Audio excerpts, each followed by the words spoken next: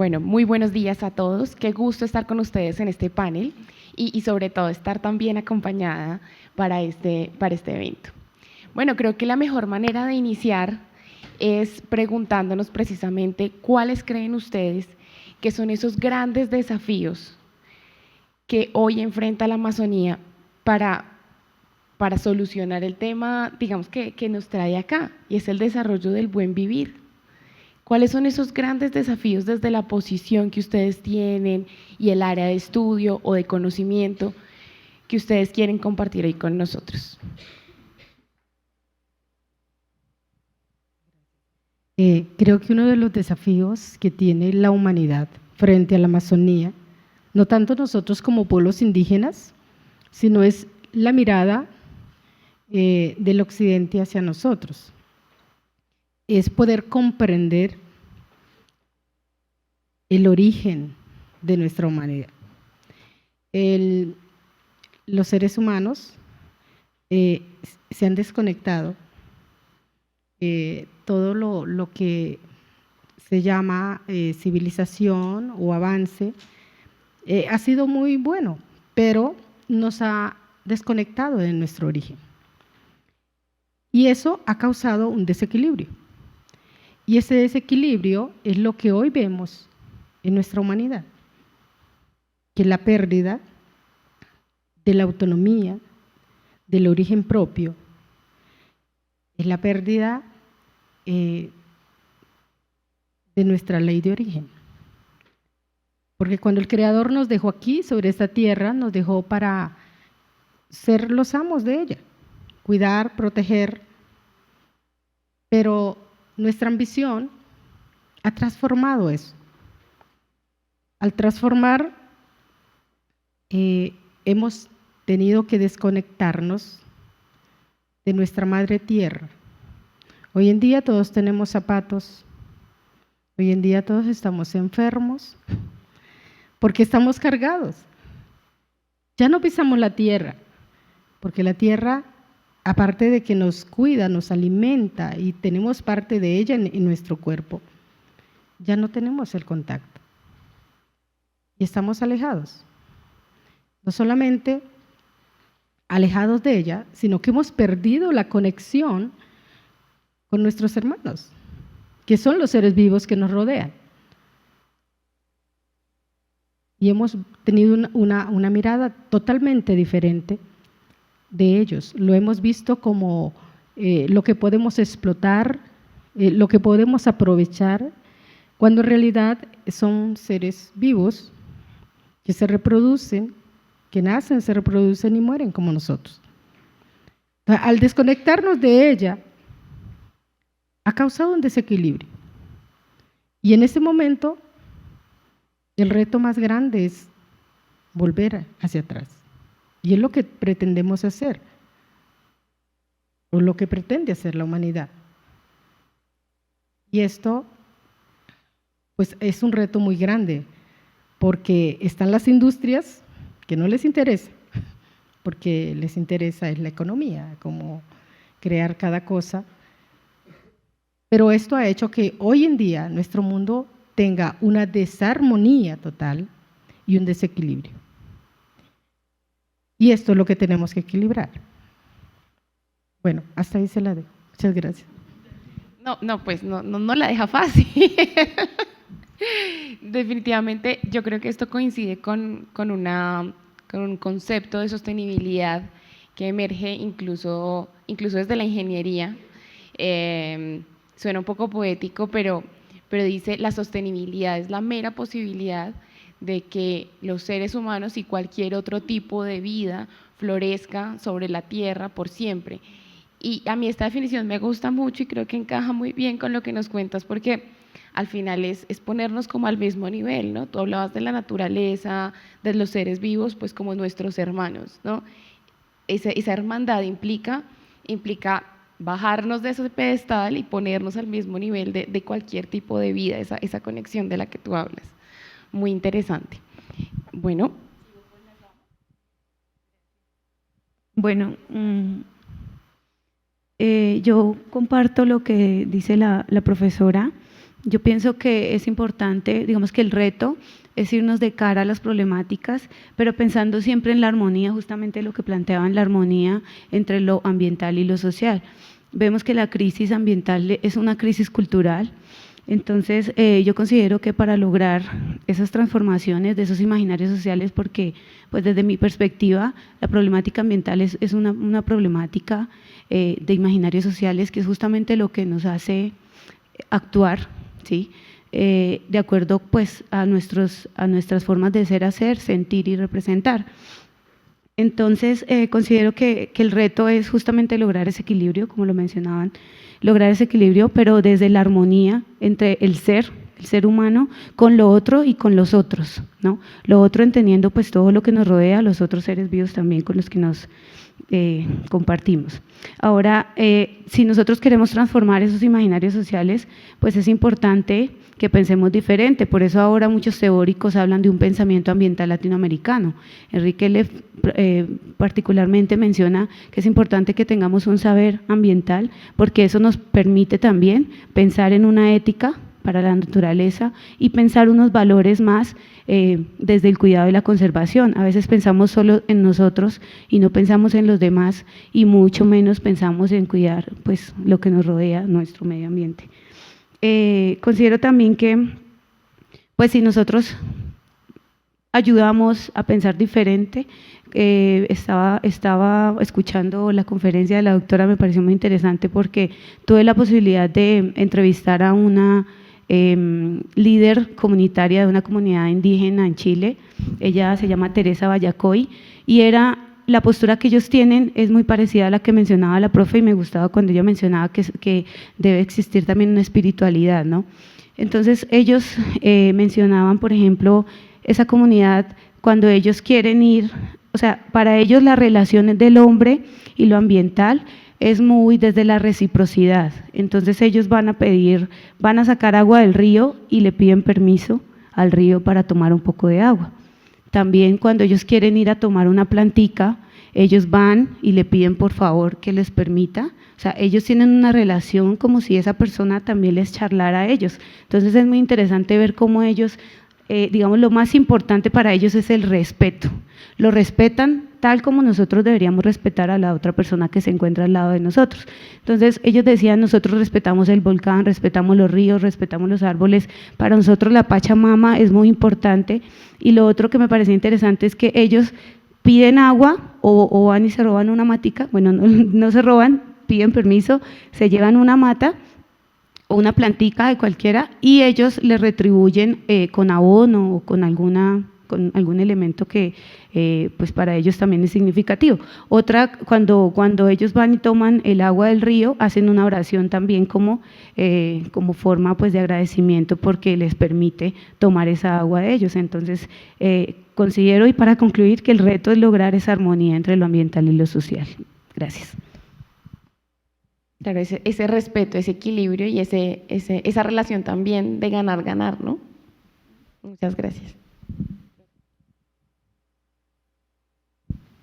Sí, bueno, primero agradecer por la invitación, traerme desde lejos para estar con ustedes esta mañana.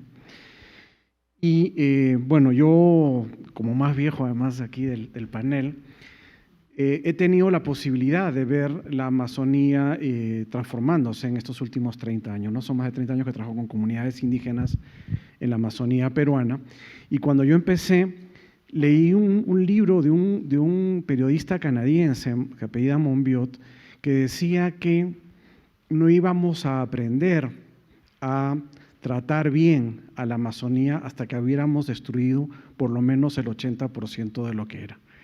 Y yo cuando lo leí hace 30 años dije, esto es una locura, es imposible. Bueno, después de 30 años yo creo que él era más acertado de lo que está pasando que lo que yo me imaginaba como joven antropólogo trabajando en las comunidades.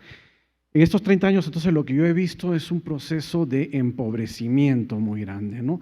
Algunas de los diagnósticos que nos ha presentado María Clara antes, creo que lo reflejan, ¿no? Y creo que el deseo de vivir bien es una cosa que se mantiene muy fuerte en las comunidades, pero las condiciones para vivir bien son cada vez más difíciles. ¿Cómo vivir bien si el agua está contaminada? ¿Cómo vivir bien cuando no hay peces en los ríos? ¿No? Cuando no hay animales en el monte para tener carne, ¿no? Hay cada vez más anemia y desnutrición, enfermedades, entre comillas, modernas, como el cáncer, la diabetes, el VIH, que están matando a la gente, ¿no? Cuando se hacen los estudios de salud pública y los indicadores de cuántas personas morían antes y de qué, ¿no? Hace 10 años, hace 20 años, y de qué mueren ahora, ¿no? En las comunidades va por ahí, ¿no? Entonces, ¿qué está pasando? La minería, el petróleo, la deforestación, el uso de químicos, ¿no? Han llevado a que mucha gente, y sobre todo niños y niñas, tengan altos índices de metales pesados, de mercurio en la sangre, lo cual les impide absorber la nutrición, les impide además aprender, etcétera, etcétera. Entonces creo que hay, y eso ni siquiera sabemos porque no hay muchos estudios. Cuando uno va a ver, el personal médico no conoce muchas veces este tipo de cómo diagnosticar esta situación que está la gente sufriendo. Cómo vivir bien si nos enfermamos, si nos morimos y no podemos comer sanamente, ¿no? Todo el tema de la soberanía alimentaria que hemos estado viendo esta mañana, ¿no?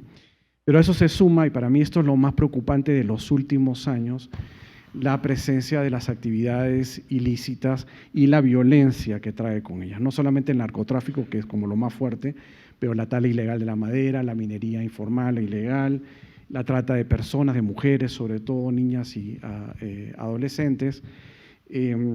Las mafias vinculadas a esta actividad están matando a líderes y líderes. En el Perú han matado en los últimos años cerca de 100 líderes. Este año mataron a un querido amigo. Cuando yo empecé a trabajar hace 30 años, fue uno de mis primeros amigos, y este año han entrado 2 sicarios a su casa a asesinarlo por oponerse al sembrío de coca, ¿no? Entonces, digamos, esa es la situación que se está viviendo, ¿no? Este año justamente he empezado además a coordinar un proyecto con 3 ONGs, una en Perú, una en Colombia y una en Brasil, viendo justamente el tema de las amenazas territoriales. En la zona del Caquetá, Putumayo, en la zona de Pará y Rondônia, en Brasil, y en la selva central peruana. Y en todo, ¿no? El primer campo que hemos hecho, lo que nos arroja es eso, ¿no? Una situación de amenaza violenta, de amenazas de muerte. Incluso un equipo de Brasil no pudo entrar a la comunidad que iban a ir porque estaba la comunidad amenazada, ¿no? En un conflicto con unos fazendeiros, unos hacendados ahí en la zona donde están, ¿no? Entonces, la situación, ¿no? de amenaza de muerte es muy fuerte, ¿no? Yo he trabajado muchos años con el pueblo Asháninka, ¿no? Este amigo Santiago Contoricón, el pueblo Asháninka, y ellos tienen el concepto que se llama Kametza Asaike, que es como la traducción del buen vivir en Asháninka, pero parte central de ese buen vivir es vivir tranquilos, es como ellos lo expresan, ¿no? Es vivir tranquilos en el territorio, un territorio asegurado, sin amenazas de muerte, sin amenazas de enfermarse, etcétera, ¿no? Yo creo que hay cosas que se pueden hacer, y creo que también las iniciativas que hemos estado viendo ayer, hoy día, son interesantes. A mí lo que me preocupa es que la velocidad de la destrucción, ¿no? Es tan grande que todas las cosas que hacemos no van al mismo ritmo, ¿no? Hay que hacerlas, ¿no? Hay que hacerlas igual, ¿no? Y creo que, ¿no? Cuando yo hablo sobre estos temas, ¿no? Que pueden ser un poco deprimentes, a mí mismo a veces me cuesta, ¿no? Animarme a seguir trabajando, pero yo creo que estos desafíos no deberían llevarnos a una posición de depresión, sino más bien a incentivar más, ¿no? Nuestro compromiso, nuestra creatividad, ¿no? La manera de buscar soluciones más ingeniosas y creativas, y por supuesto mantenernos, ¿no? En la lucha por la vida finalmente, ¿no? De acuerdo, al final, a pesar de la cantidad de desafíos sociales, ambientales, políticos, pues sí es cierto que a veces es fácil deprimirse, y creo que todos los que trabajamos en el liderazgo de la sostenibilidad, pues tenemos esos momentos, pero claro, lo fácil es deprimirse, pero lo retador es definitivamente mantener el optimismo y decir, bueno, vamos a trabajar por soluciones que sean aún más veloces que estos desafíos. Profe. Buenos días, como el más joven del panel, deseo agradecerles a quienes hicieron posible poder estar aquí. Yo creo que estos espacios son vitales para reflexionarnos, para pensarnos y sobre todo para poder compartir algunas de las experiencias que uno va adquiriendo con el paso de los años. Yo creo que uno de los principales retos digamos que afrontamos tiene que ver con algunos aspectos que voy a mencionar. Lo primero es esa concepción que tenemos sobre los territorios, ¿cierto? Entonces, es una concepción que está fuertemente anclada a los procesos extractivos, a unas economías de mercado, a unas economías que, sin lugar a dudas, permiten la reproducción de una cantidad de capitales legales e ilegales y que ponen en tensión otra concepción que tienen los pueblos, las nacionalidades, las sociedades amazónicas con relación al territorio como una posibilidad para la reproducción de su cultura, de sus tradiciones, de sus sistemas, etcétera. Y aquí es donde uno se pregunta desde las ciudades y desde algunos lugares donde uno transita, y es de qué Amazonía hablamos, ¿cierto? Si estamos hablando de la Amazonía de los pueblos, o estamos hablando de la Amazonía del petróleo, o de la Amazonía de la minería, porque hay distintas Amazonías, y esas distintas Amazonías cohabitan, impactan, se tensionan y se interrelacionan, y yo creo que eso es vital comenzar a descifrarlo, ¿cierto? La Amazonía de los biólogos no es la misma la Amazonía de un ingeniero, ¿cierto?, de petróleos, y entonces ahí hay unas visiones de Amazonía muy distintas que básicamente lo que uno puede observar y entender cuando está con las comunidades, y aquí aparecen los retos, ¿cierto? Y es que esas distintas Amazonías que cohabitan, que no se excluyen, pero sí se tensionan, ¿cierto?, requieren de algunas reflexiones que van más allá en ocasiones de los modelos, de las estadísticas, para poder entender que aquello que llaman buen vivir, como lo plantea Óscar, digamos, no es una palabra generalizada, cada sociedad va a tener unos elementos que va a considerar como buen vivir, y hoy yo quisiera pues detenerme como un poco en eso.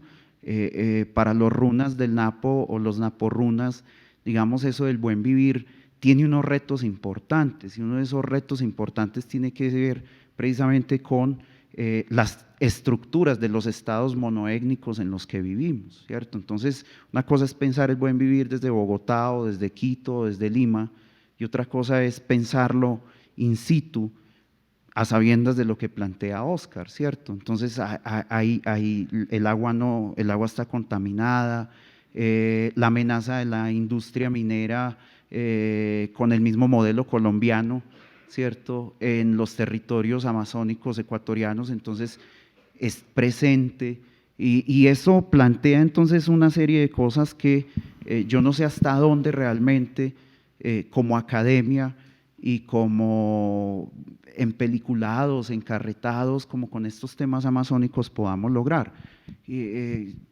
Yo hablo mucho como con la gente en el Napo y me dicen, salen muchas cosas, salen cosas por ejemplo como la plurinacionalidad, entonces, que es un elemento fundamental, creo yo, para pensar el buen vivir, ¿cierto? Que es distinto entonces cuando vemos la Constitución colombiana, que plantea que Colombia es un país pluriétnico y multicultural, y entonces eso ya nos tensiona el asunto de la interculturalidad, ¿dónde queda? ¿Sí? Y entonces esa interculturalidad, desde unas definiciones estamentales, digamos, comienza a ser invisibilizada.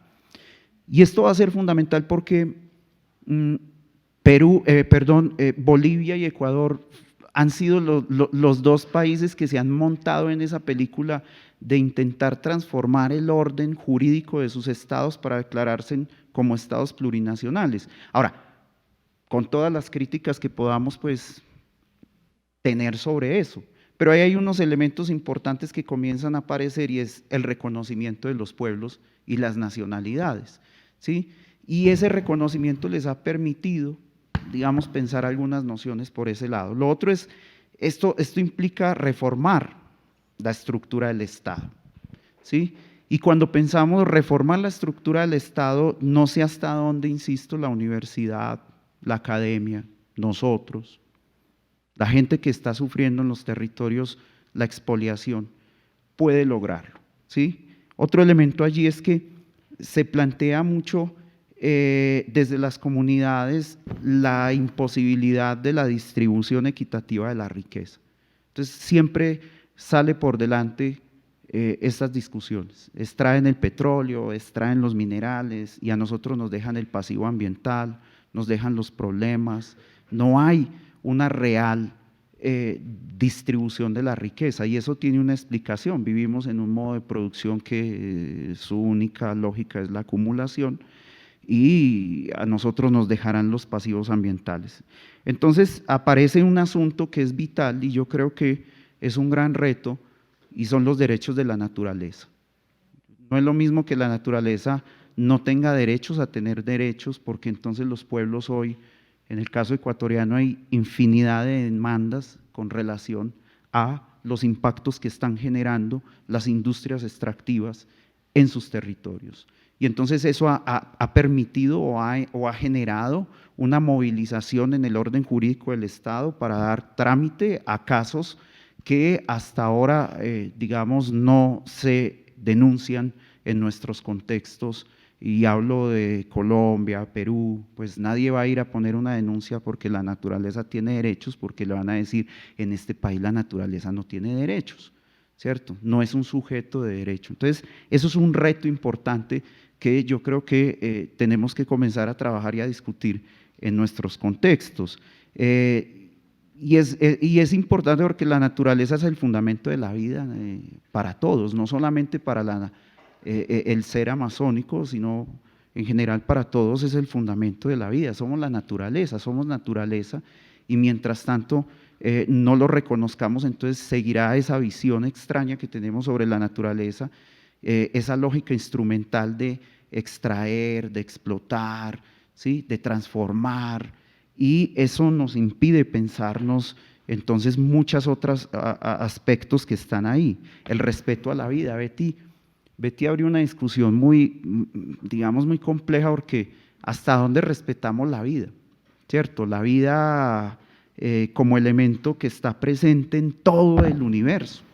Entonces eso es un reto que nos plantean las sociedades y particularmente el pueblo Napo-Runa, porque en ocasiones se desborda la capacidad que uno tiene para comprender eso, ¿sí? Porque está hablando de un tiempo y un espacio, en un presente adverso, en un pasado, y entonces se mezclan muchas cosas y eso implica unas reflexiones profundas que yo llevo 13 años intentando entender muchas de estas cosas y todavía me cuesta, porque lamentablemente no provengo de ese núcleo epistémico y de esa cosmovivencia que les ha permitido estar por siglos en esos territorios y discutir esos temas de que todo está interrelacionado, de que el tiempo y el espacio transcurren en el presente y en el futuro. Y entonces ahí hay unos retos importantes que nos permitirían, de ser entendidos, entender las lógicas de cómo vamos a estar en esos territorios, de cómo como académicos vamos a interactuar en esos espacios. Yo creo que ahí hay un reto importante y es eso, entender esa cosmovivencia. No la estamos comprendiendo y eso nos limita a poder actuar de mejor forma en esos territorios, ¿sí? Bueno, digamos que eso es absolutamente alineado, digamos que esos planteamientos son absolutamente alineados con el Laudato Si, cuando nos plantea que tenemos que reconocernos es como responsables, cuidadores, administradores, un poco dejar esa visión de dueños, sí, una visión muy antropocéntrica, donde somos los dueños de la naturaleza, somos los dueños de los recursos, y tomar ese rol y empoderarnos, pero con un rol de administradores, de cuidadores, ¿no? de responsables. Y por otro lado también creo que planteas una y creo que todos están muy de acuerdo en que se necesita un cambio de sistema en la manera en que manejamos los recursos, las industrias, y atendemos otros desafíos que tenemos como la prosperidad social, la prosperidad de las personas, ¿no? Ya hay algunos movimientos incluso de universidades que también son jesuitas, que nos plantean la necesidad de pensar también en un capitalismo consciente, que reconozca los retos, pero que a la vez se desarrolle desde un marco ético que respete al otro, ¿no? Bueno, muchas gracias. Vamos a darle una vuelta a la conversación. Entonces, pensando ya en todos los desafíos, pongámonos optimistas.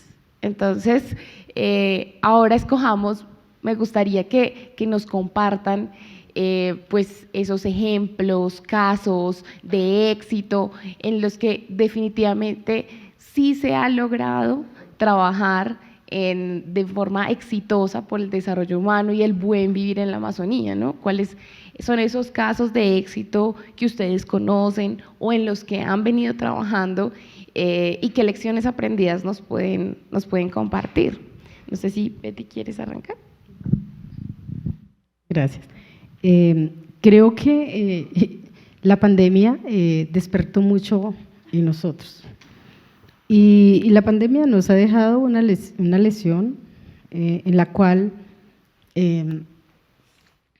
tuvimos que parar para pensar qué estábamos haciendo y qué mundo queríamos para nosotros.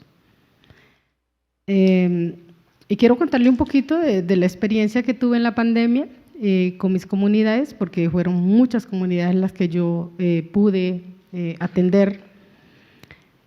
Lo bueno de todo esto es que las personas, cuando empezaron a quedarse encerradas, incluso en sus comunidades, se dieron cuenta de que la industria a la que nos enseñaron a consumir no era suficiente y que por ponerle cuidado a la industria habíamos abandonado la chacra.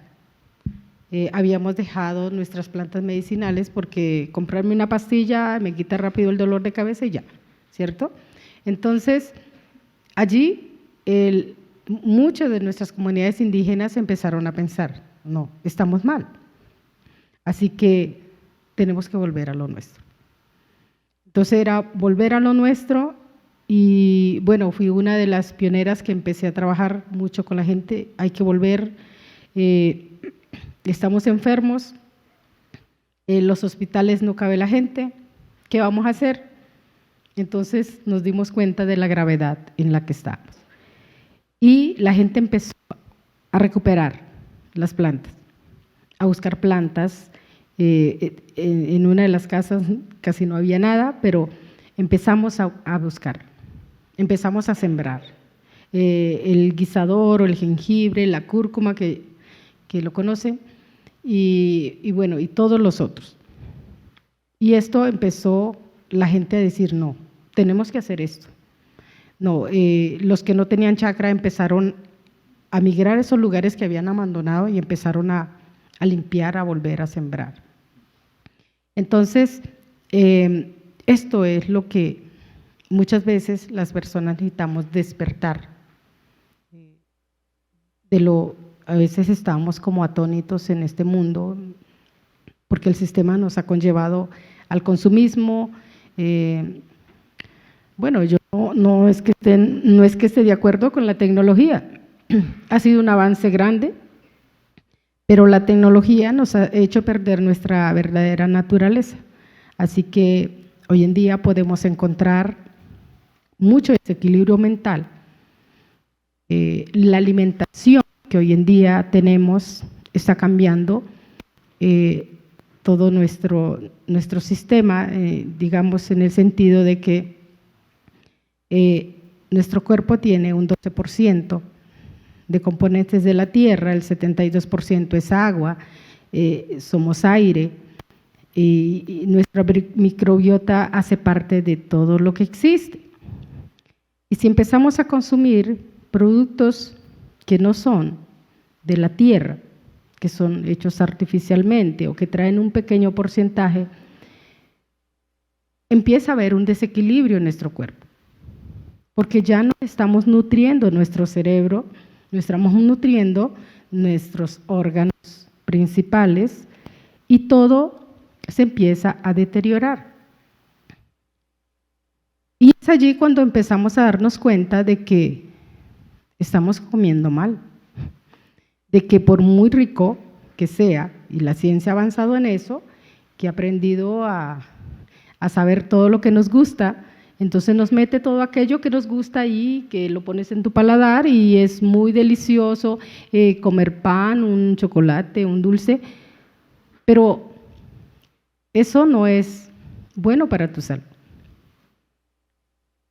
Y es allí cuando empezamos a darnos cuenta de que debemos empezar a fortalecer las chakras, a comer más sanamente.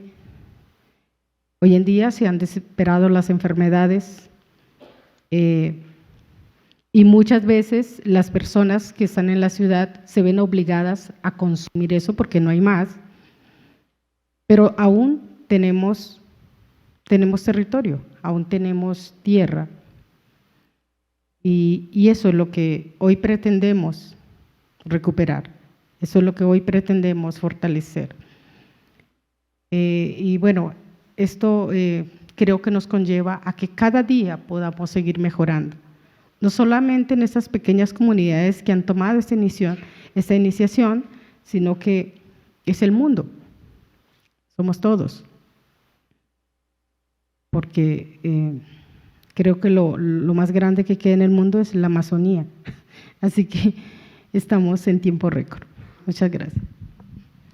Muchas gracias. Sí, definitivamente la pandemia fue un tiempo de reflexión para todos, así como seguramente pues tuvieron ese momento de recuperar todo ese conocimiento ancestral, conocimiento en botánica, pues también nos pasaba en las ciudades que muchos de nosotros pues empezamos con la huerta, si fuera en una matera, ¿no? Esa necesidad también de la que comentabas al inicio de reconectar con nuestras raíces, tener al menos una planta, comernos algo que hubiéramos cultivado nosotros, pues no hay nada más satisfactorio, de hecho.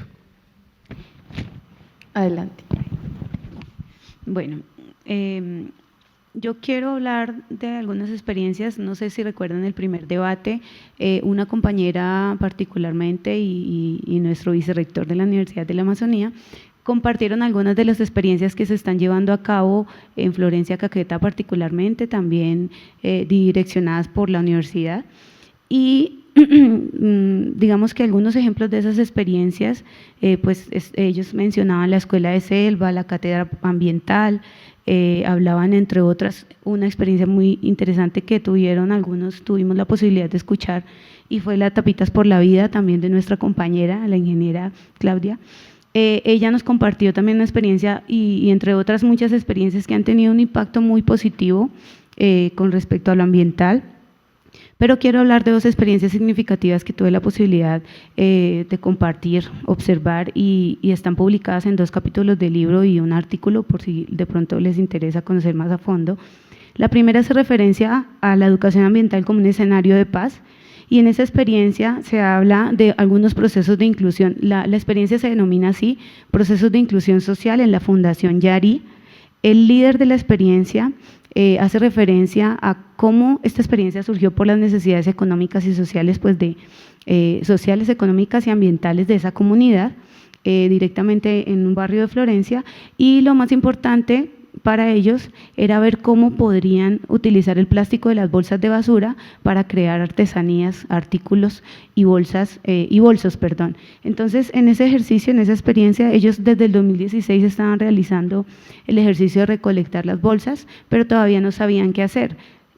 Muchas de esas madres, cabeza de hogar, pues no tenían trabajo y entre ellos, pues sus hijos estaban también tomando otros caminos. Me pareció muy curiosa la pregunta que hizo la compañera hace rato de qué estaban haciendo los jóvenes, y yo veía que en esta experiencia, pues ellos por eso le llamaban inclusión social, porque cuando el líder comentaba quiénes participaban de la experiencia, pues mencionaba que desde los niños hasta los adultos, que ellos en una de las casas se reunían y empezaban a organizar las bolsas, pero ponían a trabajar a los niños, a los señores, bueno, entre otros participaban muchas personas de varias edades pues de esa comunidad. El ejercicio que hicieron ellos pues era pensando pues cómo sobrevivir también, y la forma de ellos dar a conocer esos productos pues eran las ferias que se realizaban. Mencionaban que ellos iban a los pueblos cada que salía una feria, entonces se iban a mostrar los bolsos y los artículos hechos de las bolsas de basura. Esa experiencia fue muy interesante porque además ellos decían que lograban pues mitigar un poco el impacto de los residuos sólidos, el caso de las bolsas plásticas, pero además les estaba sirviendo pues justamente para su buen vivir, ¿no? De acuerdo a ellos, pues eso les posibilitaba pues comer, bueno, entre otras necesidades que ellos tenían. Otra de las experiencias es una que se realiza en la Granja Balcanes de la Universidad de la Amazonía, la realiza un ingeniero de la Facultad de Agroecología. El ingeniero él tiene muchos proyectos, pero este es otro que particularmente tuve la posibilidad de compartir con la comunidad de los campesinos de allá. El capítulo del libro se llama La olla comunitaria, un camino hacia la construcción de paz. En ese ejercicio, ellos lo que buscaban era a través de participación social, como lo mencionaban ellos, y digamos que el escenario o el pretexto para encontrarse era la olla comunitaria, y a través de esa olla comunitaria, bueno, era un sancocho, que todas las familias de la zona llevaban parte para hacer el sancocho, pero en ese ejercicio ellos daban a conocer cómo ellos cultivaban la yuca, la papa en cada una de sus fincas, porque la idea de ellos, el proyecto inicial era de seguridad alimentaria, pero también pensaban vender esos productos pues en Florencia. Entonces, en ese encuentro ellos se reunían, si no me equivoco, como una vez, se reúnen todavía, creo, como una vez al mes. Y en esa experiencia lo que decían, el ejemplo que daba el líder era, por ejemplo, de una banda de música. Decía que para que todos en la banda pues sonaran bien, tenían que ponerse de acuerdo, y que fue un ejercicio pues que aparte de contribuir a lo ambiental, desde la seguridad alimentaria, contribuía un poco hacia la construcción de paz también, que fue lo más interesante. Uno de los campesinos decía, es que nosotros nos volvimos, textual, muy compartidarios, y mencionaban cómo había uno de los finqueros pues que tenía mucho dinero y era uno de los más pudientes pues de la zona, pero que él no hablaba con los demás, él era como muy allá. Cuando se empezaron a hacer estos ejercicios, pues fue importante ver cómo ya después él era uno de los que más aportaba para el sancocho, pues teniendo en cuenta las necesidades de algunos otros campesinos, pero además ver cómo lograron entre ellos también ser más tolerantes, compartir más, y fue muy interesante, me llamó mucho la atención esta experiencia porque ellos pensaban, o sea, el objetivo, porque ellos tenían un objetivo claro y era contribuir a las problemáticas ambientales, pero aparte de eso contribuir a la paz. Y yo me preguntaba, bueno, ¿y cómo lo hacen? Y en ese ejercicio pues se miraba cómo lograron ser compañeros, compartir, y pues algunas personas que ni se saludaban, así lo decían textualmente los finqueros, pues en ese encuentro ya manejaban pues ese espacio y ese diálogo de saberes, pero además aprendían porque ellos decían que todos tenían técnicas diferentes de sembrar, entonces pues cuando compartían ese ejercicio se enseñaban unos a otros, por eso ellos hablan de unas estrategias de participación y se enseñaban cómo sembrar, por ejemplo, el tomate, cómo lo sembraban unos para que todos tuviesen pues diferentes estrategias para hacer su sembrado en sus fincas. Entonces, digamos que esas experiencias yo creo que son iniciativas pues que han tenido, pues que todavía sé que se están realizando en Florencia, Caquetá particularmente, y pues que sería bueno que ojalá se replicaran para poder justamente aportar a la Amazonía. Además, muy interesante porque demuestra que el desarrollo de una iniciativa que probablemente tenía primero un propósito principalmente ambiental, de solución de problemáticas ambientales, pues cuando se hace bien, de forma coherente, digamos que con el interés de todos, pues termina construyendo tejido social, ¿no? Qué valioso. Profesor. Sí, bueno, creo que hay muchas pequeñas iniciativas, ¿no? Como las que se han ido mencionando. Un aspecto importante desde la perspectiva indígena es lo difícil que ha sido, sobre todo para las personas mayores, darse cuenta que las cosas están cambiando de manera fuerte, ¿no? Cuando yo empiezo a trabajar, los abuelos, las abuelas decían, bueno, pero es el dueño de los animales que se los ha llevado a otro sitio porque no hemos sabido respetarles o qué sé yo, o la madre de las aguas se lleva a los peces a otra parte. El problema es que a ninguna parte, porque vas a la otra comunidad que está más abajo en el río y tampoco hay peces y también se los ha llevado a otro lado y qué sé yo, ¿no? Entonces, creo que en estos últimos 10, 15 años lo que se viene produciendo también, a mí me parece muy interesante, es una toma de conciencia en las propias comunidades locales sobre lo que esto implica, su propia participación, ¿no? Hay un importante líder, Aguajón, que él dice, nosotros también estamos destruyendo la naturaleza. No solamente es la empresa que viene de fuera o sabe Dios quién, sino nosotros mismos también contribuimos, ¿no? Y eso entonces lleva a tener que repensar las cosas, ¿no? Todo el tema de alimentación, el tema de salud, el tema de los jóvenes, cómo transmitir esos conocimientos a la nueva generación, los desechos, la basura, es un tema que antes no era problemático, todos los desechos eran orgánicos, pero ahora tienes plástico, tienes vidrio, tienes metal, ¿qué haces con toda esa basura? Entonces yo creo que hay muchas iniciativas. Para mí las más interesantes son aquellas que también surgen de procesos de reclamo de autonomía política, ¿no? Porque todo esto también muchas veces son iniciativas que vienen de las ONGs, que vienen de fuera, que vienen del Estado, pero cuando surgen de la propia iniciativa me parece que son más interesantes. Hay en los últimos años en el Perú también una iniciativa que me parece particular, que es la creación de los gobiernos territoriales autónomos, y hay dos, un funcionamiento bastante bien, sobre todo el gobierno territorial Huampis en la frontera con Ecuador, en el río Morona y Santiago, que incluso desde el 2015 ya tienen sus estatutos, su funcionamiento, incluso han logrado erradicar la minería del oro en su territorio, ¿no? Entonces hay todo un control de la madera, etcétera, etcétera. Y el problema ahí viene en que el Estado peruano, a diferencia de los otros países amazónicos, no reconoce ni los territorios indígenas ni las nacionalidades.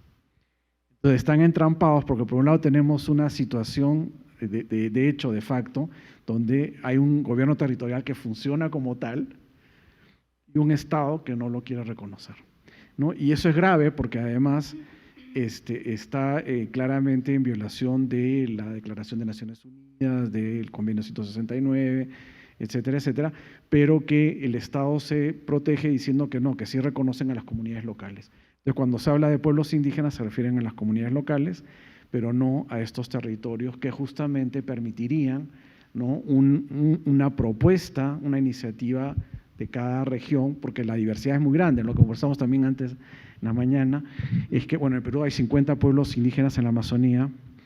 En total, si sumamos la Panamazonía, son alrededor, bueno, ahí las cifras discuten, pero 350 por lo menos, pueden ser 400 pueblos distintos. Entonces, cada situación es muy diversa, ¿no?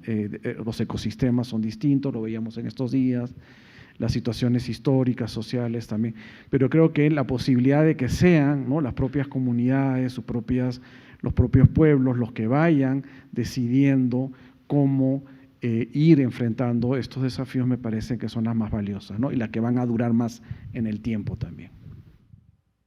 De acuerdo. Al final hay un gran desafío y es que también pues las comunidades no conocen fronteras, ¿no? Y qué importante es el planteamiento que tú hacías de la interculturalidad y ese respeto por cómo logramos poner eso en valor para todos, incluso para los que no somos tan cercanos geográficamente pues a esas situaciones.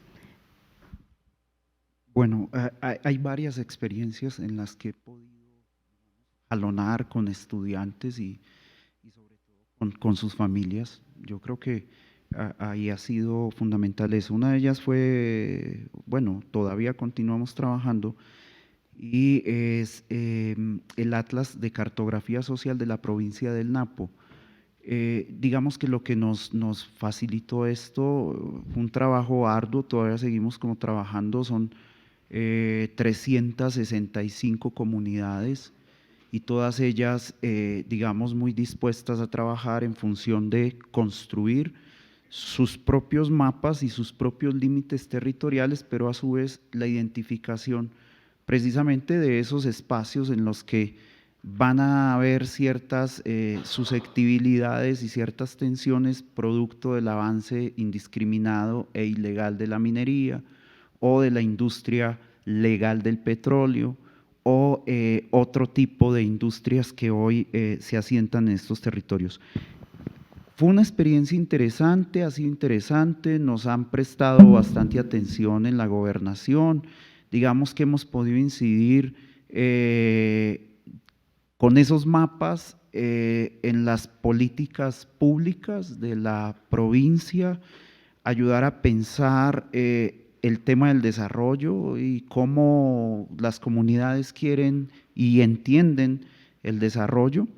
Y hay otro elemento allí importante que es otro proyecto que se llama la interculturalidad, un camino para los territorios de vida, ¿cierto? Y entonces yo coincido con Clara porque los jóvenes en el Napo también se sienten atropellados por los adultos y entonces los discriminan, no los invitan, no les enseñan y lo que hemos hecho es con ellos grabar las historias, llevarlos al cine, llevarles cámaras, jugar con ellos en ese proceso de poder grabar y ha sido muy interesante porque cuando graban entonces escuchan la historia que querían escuchar de hace rato y no se las contaban porque los excluían y se han puesto como mucho en función de documentar sociolingüísticamente los aspectos que ellos consideran relevantes que deberían ser,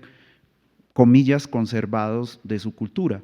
Entonces, los procesos de documentación sociolingüística nos han posibilitado articular los jóvenes a unas dinámicas del pasado que, sin lugar a dudas, para ellos resultan ser muy importantes a la hora de emprender sus propios procesos de recuperación de algunos saberes y de algunas prácticas que se han ido, no han desaparecido, pero se han ido transformando con el transcurrir del tiempo y las dinámicas propias de la selva. Digamos que es como un asunto. La otra experiencia interesante es el cine comunitario. Nos hemos dedicado un poco con ellos a llevar sus mitos desde ellos, es decir, lo que hemos hecho un poco es, esto es un micrófono y funciona así, y esto es una cámara y funciona así. Y qué es lo que quieren grabar y en función de eso hemos hecho ya, no sé, 3 películas, un documental con mujeres parteras del Alto Napo, donde se pone no solamente un conocimiento herbolario impresionante, sino además también las tensiones que tienen frente a ese poco reconocimiento de esas prácticas en los territorios. Y entonces eso ha permitido como ir tejiendo territorios para la vida a partir de pequeñas iniciativas que van juntándose y van sumando personas como a medida que vamos avanzando también como con las reflexiones que se plantean. Bueno, yo creo que tú pones sobre la mesa un tema que puede generar odios y amores, ¿no? Y es la tecnología, ¿no? Estábamos hablando de, bueno, tenemos un problema de desconexión con la naturaleza, necesitamos ser más respetuosos, necesitamos ver con otros ojos al otro, más empatía, más amor, ¿no? Pero entonces, ¿cómo podríamos aprovechar la tecnología? Digamos que tú planteas una experiencia muy, muy valiosa como la del cine, las cámaras. No sé si igual íbamos en orden inverso y nos cuentas un poco más de pronto sobre qué potencial ves tú que tiene la tecnología para contribuir a ese desarrollo del buen vivir en la Amazonía. Mira, sí, yo creo que eso es una discusión en el mundo antropológico siempre ha estado, pero hoy ¿quién no tiene un teléfono, cierto? Hoy ¿en qué lugar de la Amazonía no hay una torre telefónica, cierto? O un televisor. Yo Creo que el tema de la tecnología no es el problema es cómo la usamos, y entonces lo que hemos generado es precisamente un uso distinto. Hoy yo le decía y lo comparto mucho, porque todas estas iniciativas, digamos que su origen fue tomándonos una cerveza a orillas del Napo. Un músico me dice, ya un músico muy adulto, me dijo, discúlpeme lo que le voy a decir, pero si ustedes los colombianos nos inundan con esas novelas de narcos y de mujeres yuchas o desnudas, ¿por qué nosotros no podemos hacer nuestras propias películas y nuestras propias novelas? Y entonces la reflexión de ese día se convirtió en la creación de Callar y Causa, y que es cine comunitario, ¿cierto?, donde participan mujeres, ancianos, niños, niñas, en función de llevar lo que creen que tiene que ser llevado al cine. Y entonces, con Óscar anoche hablábamos de Cucamarruna y de un colega que tenemos en conjunto, el Michael Usendowski, con quien pudimos trabajar y pudimos grabar esto, pero es bonito ver cómo los jóvenes que se excluyen, que migran, vuelven a sus territorios solo porque se está grabando algo. Y vuelven a aprender cómo es que funciona una cámara, cómo funciona el micrófono, y se insertan en esa lógica, y lo bonito de eso ha sido que se quedan en los territorios, y se quedan documentando, se quedan grabando, se quedan haciendo cosas. Hoy tenemos grandes cineastas, el Jimmy Paguaje, un muchacho que lo conocí traficando combustible de Colombia hacia Ecuador, en la frontera ahí en el río Putumayo, trayendo combustible, obviamente para el procesamiento de ciertas sustancias, pero hoy viaja por el mundo mostrando sus películas que aprendió a hacer con nosotros sobre sus abuelos y la sabiduría de sus abuelos secoyas. Entonces, esto, digamos que el tema, yo creo que no satanicemos la tecnología, más bien busquémosle un uso distinto en esos espacios, ¿cierto? Sin tecnología, los profesores biólogos no hubiesen podido llegar a generar esos modelos, ¿cierto?, que hoy les permiten insertarlos a las comunidades y generar un diálogo en función de poder recuperar zonas degradadas, poder ubicar zonas potencialmente que serán degradadas y finalmente tomar acciones con ello. Entonces yo creo que la tecnología allí es vital, o sea, el mundo indígena no escapa a ello, ¿sí? Y gran parte precisamente quizás de los procesos de deforestación que yo he visto en la Amazonía ecuatoriana, ¿cierto?, han sido en cierta medida documentados gracias a esos teléfonos que tienen, ¿sí?, denunciados gracias a eso. Y entonces eso nos abre un mundo de posibilidades y obviamente tensiona otras relaciones que están allí. Claro, y también yo creo que el más grande reto es que nosotros, digamos, desde las ciudades, desde otros países, no necesariamente en Latinoamérica, pues también tengamos mucha más apertura a esos contenidos, nuevos contenidos que nos permitan abrir los ojos hacia culturas que son absolutamente innovadoras, desde unos contenidos que son únicos, que nos muestran cómo viven esas familias, esos abuelos, ¿no? Y entender que todos esos contenidos también pueden tener un valor para enriquecer incluso espacios de entretenimiento, ¿no? Muchas gracias. Bueno, pues íbamos en reversa. Profe, adelante. Sí, yo creo que hay iniciativas interesantes de uso de tecnologías, ¿no? Por ejemplo, para todo este tema de la protección del territorio, y se están utilizando en algunas comunidades drones, incluso para ver qué se está sembrando o qué se está deforestando o qué sé yo. Pero yo creo que también hay y estando en un contexto de universidades, yo creo que es importante plantear también el desafío a las universidades, ¿no? Y cómo la ciencia, la tecnología que se produce, el conocimiento en las universidades está aportando también a esas necesidades locales que a veces son muy, muy concretas. Por ejemplo, el tema de la contaminación del agua, cómo asegurar agua limpia.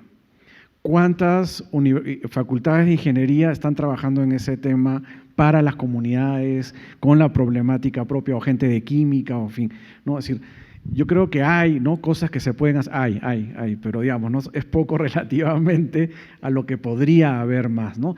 Porque como decía el colega ayer de la Universidad del Rosario, el sistema universitario ahora también nos están imponiendo otras lógicas del paper indexado, de no sé qué, el artículo en inglés, bla, bla, bla, bla, que no necesariamente, la tesis que comentaba María Clara, ¿no?, cantidad de tesis muy buenas, pero que hay un problema en cómo llevar, ¿no?, ese conocimiento, esa tecnología a las necesidades más prácticas de alimentación, de salud, de vida buena en las comunidades, ¿no?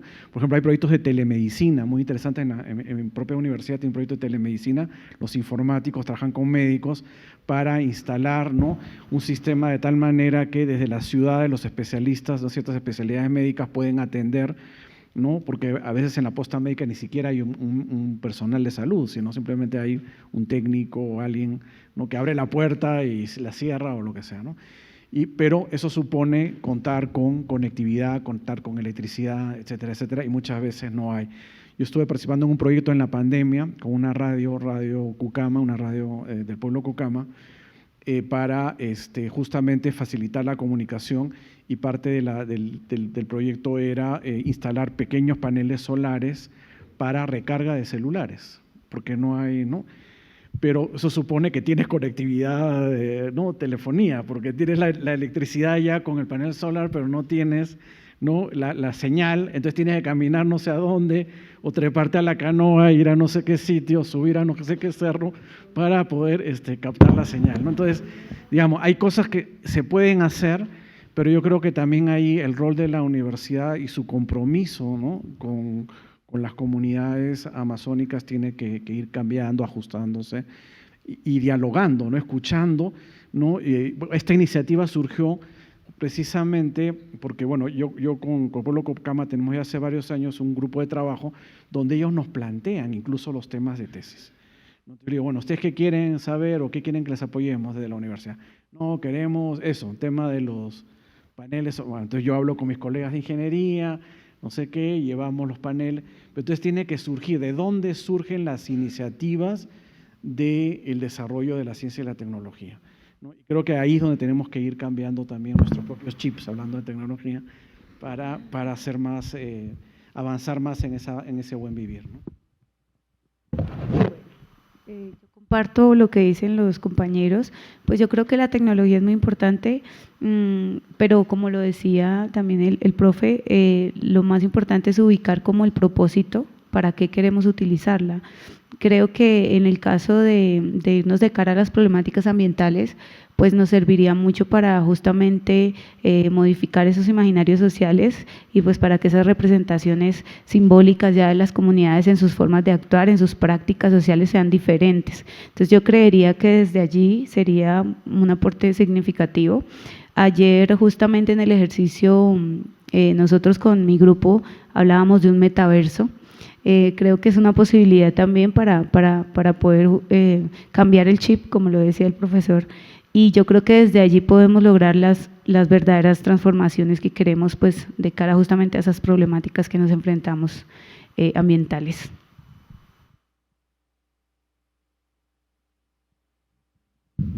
Gracias.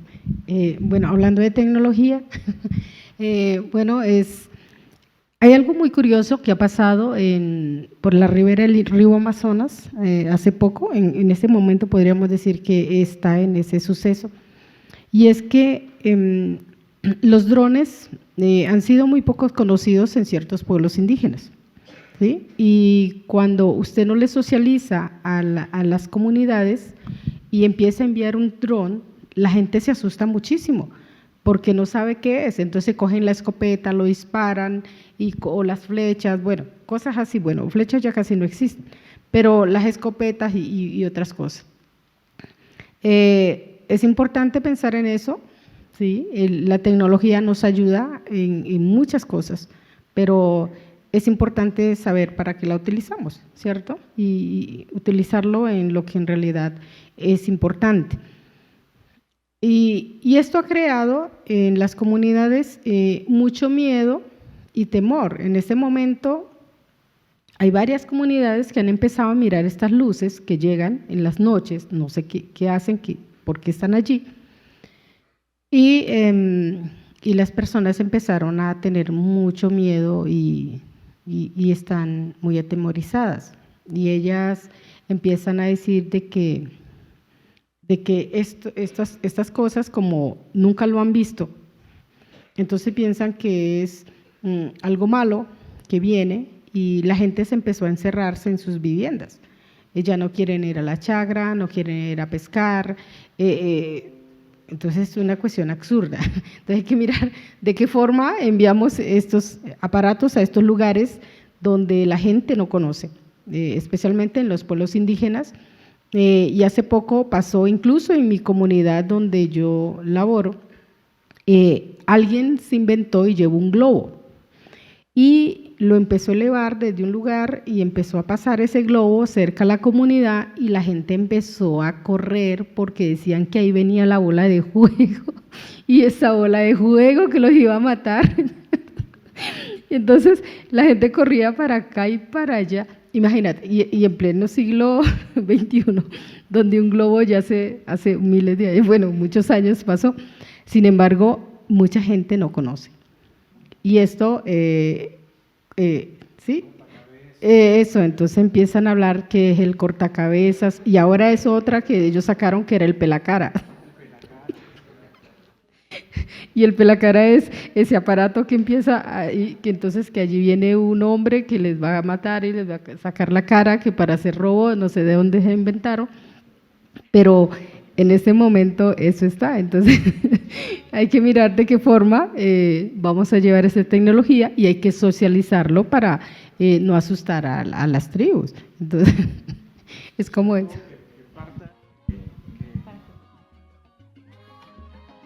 De la propia iniciativa, ¿no? Por en el caso que yo mencionaba fue un pedido que hizo la propia comunidad porque estaban preocupados que estaban invadiendo su territorio. Entonces no podían acercarse porque además hay gente que a veces va con armamento de guerra. Entonces no dicen, bueno, ¿cómo podemos saber si están entrando al territorio o no? Pero pues es importante las iniciativas de dónde vienen, ¿no? Bueno, digamos que ustedes también, pues a partir de esta reflexión que a uno le puede parecer pues graciosa, pero si uno está en ese momento, en esa comunidad y nunca lo ha visto, pues se asusta, o sea, y tiene todo el sentido tener temor.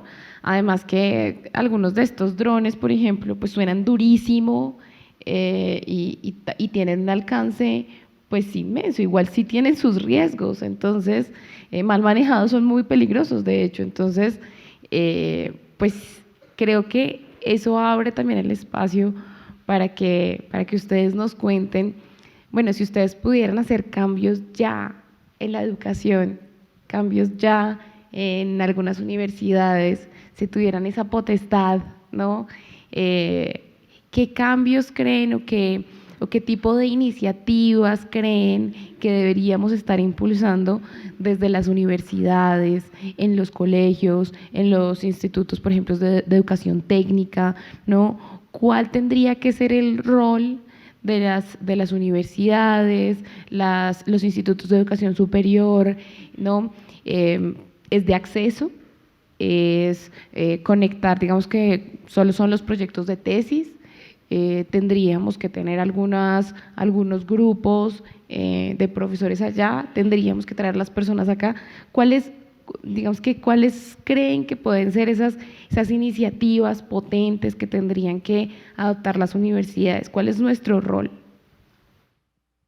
Bueno, lo primero que haría es subirle el salario a los profesores, ¿cierto? Lo primero. Bien, muy bien. Aceptado. Bravo.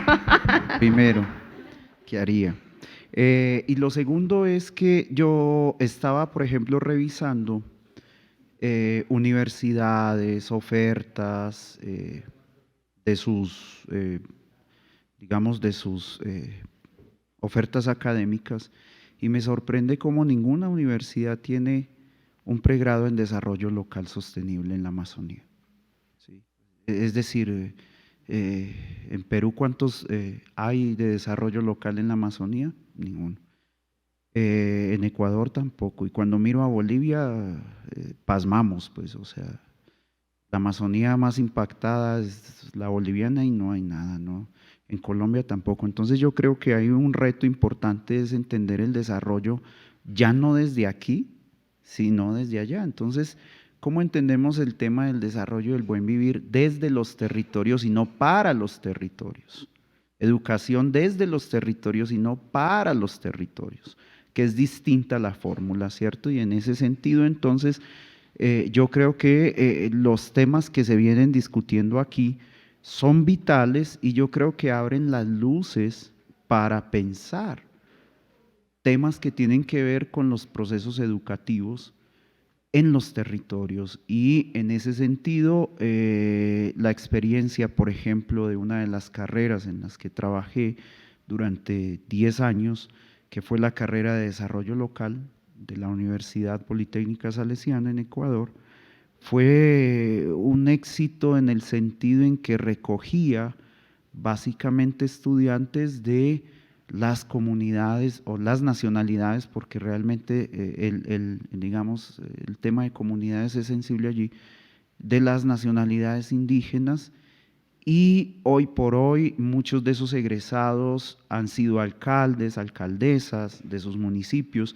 y particularmente son municipios que muestran altos índices de gestión y de inversión del presupuesto en los temas que deberían invertirse el presupuesto, ¿cierto? No en llevar a Maluma a un municipio, sino comprar la bomba y los filtros que necesita la bomba para que el agua esté potabilizada, ¿cierto? Entonces, es vital eso, cómo las universidades hoy nos generamos esa pregunta, oiga, ¿y será que estaba hablando con Juan Carlos, porque está por allá atrás, y cómo sería montar una carrera de desarrollo local y cambio climático con y en los territorios, ¿cierto?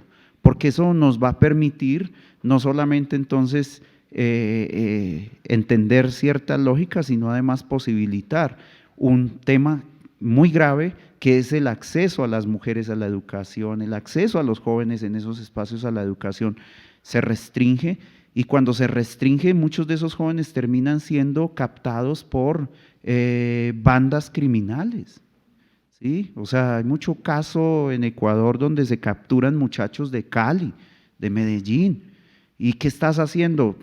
Cuidando máquinas de la minería ilegal, ¿cierto? Y entonces yo creo que hay que abrir espacios de discusión en los territorios y no desde, ¿cierto?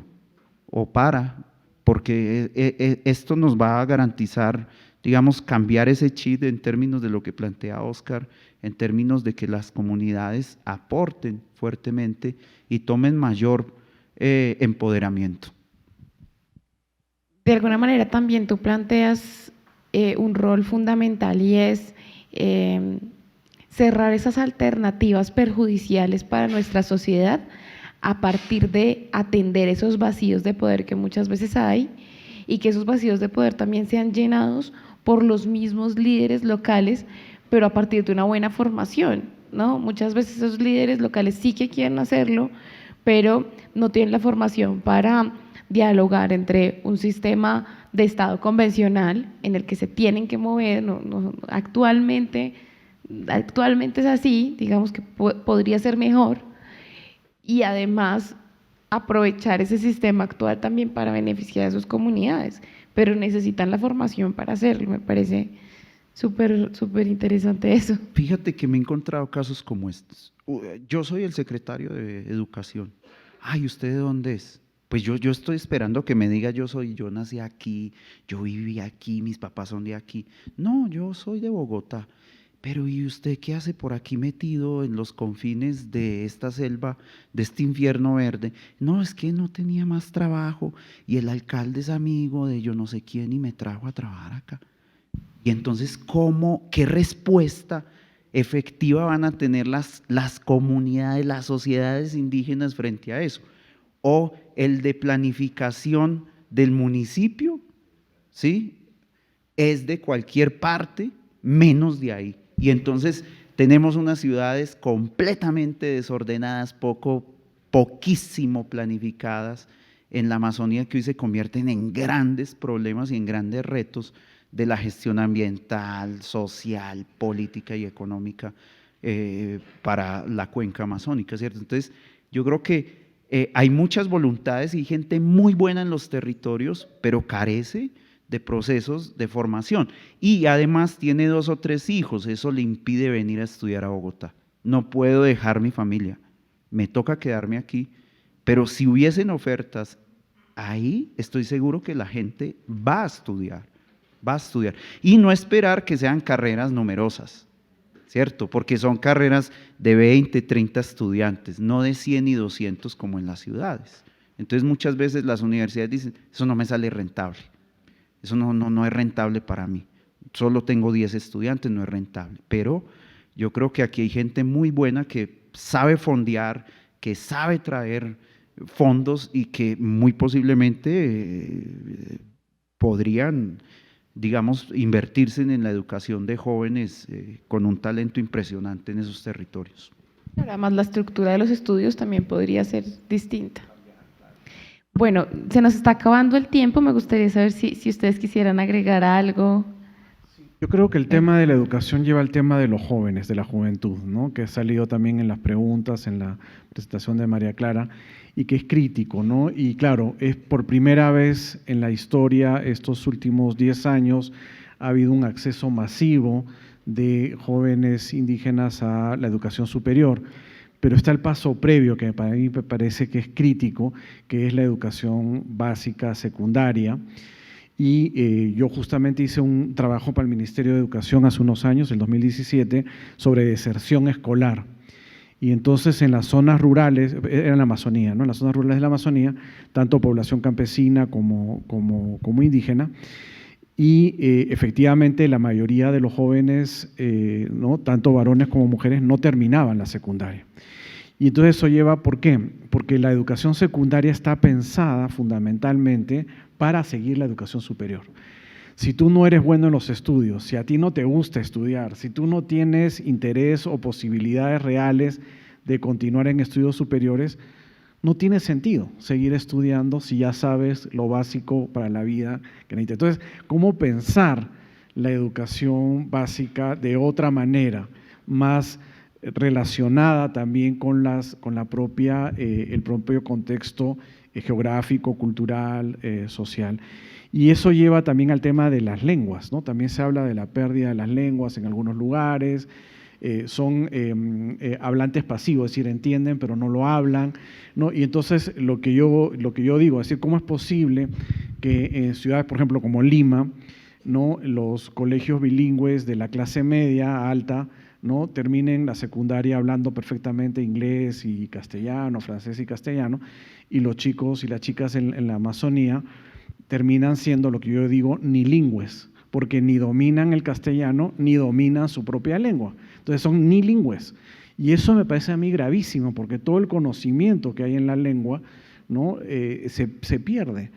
Y también todos los saberes, ¿no? Es decir, mientras que los niños están aprendiendo, ¿no? En la escuela cosas que no sé si les van a servir, yo recuerdo mi experiencia escolar y muchas cosas no te sirven para nada, están dejando de aprender con sus mamás, con sus papás, con los abuelos, las abuelas, cosas que sí les podría servir para la vida. Entonces, ¿cómo cambiar ese tipo de modelo educativo para que sea más útil efectivamente a la vida de la gente, ¿no?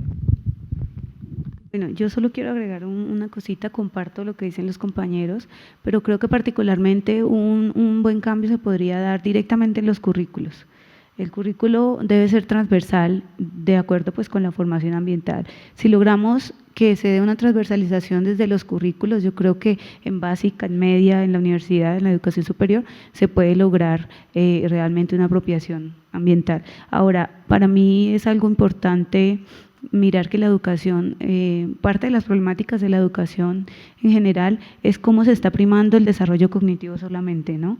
Entonces considero que la formación debe ser integral y abordar todos los, digamos, todas las dimensiones del ser humano, ética, estética, política, social, porque es desde allí, pues, donde la persona va a saber comportarse, actuar y ser capaz de reconocer al otro y lo otro en la diferencia. Y pues pequeña la intervención, pero nos tiraste ahí una bomba. Quedamos hasta ahí, ¿segura? Sí, gracias. Bueno, no, la verdad es que sí que tenemos un montón de tareas en las universidades. Creo que sí que es importante avanzar también desde lo que tenemos en este momento, ¿no? Esa idea de la transversalidad yo creo que nos invita a no solo abrir nuevos programas, que yo estoy de acuerdo con que se necesitan y se necesitan que estén en los territorios, sino además cómo podemos modificar los programas actuales, no necesariamente desde solo cambiando los currículums, qué tipo de servicios, qué tipo de conocimiento adicional, qué tipo de servicios adicionales podemos prestar desde las universidades para atender esas falencias que todavía pues no podemos cubrir, ¿no? También desde lo legal, ¿no? Porque hacer un cambio en nuestros programas pues ya sabemos que tiene su tiempo en cualquier país. Y otra cosa que me llamaba mucho la atención es que recordaba que en la maestría yo estudié con varios peruanos y varios de ellos pues hablaban quechua, ¿no? Y algo que también es muy, muy valioso es que no solo es la posibilidad de reconocer lo que me enseñan mis padres, mis abuelos, sino un chico que salió, hizo una maestría, pues también volver a la casa y contarle a su familia, ¿no? Que haya ese feedback, esa retroalimentación, para que también lo que hay nuevo pues se comparta, se vuelva a traer a la comunidad. No sé, Betty, si quieres agregar algo. Creo que es un reto de las universidades tener una mirada y poder cambiar ese modelo que el profe mencionaba, y especialmente en las universidades que se encuentran en la Amazonía. ¿Sí? Y aprovechar esa potencialidad que mencionaba aquí el doctor y poder sacar, porque es que la diferencia de la Amazonía, venir a una ciudad, es muy grande, y llevar la universidad allá, pero también acoplarla a lo que es el territorio, es lo que le hace falta más a las universidades. Y hay que pensarlo de tener una visión hacia ese futuro y poder avanzar en ello. Bueno, muchas gracias a todos ustedes, a quienes nos han acompañado también a través de los canales.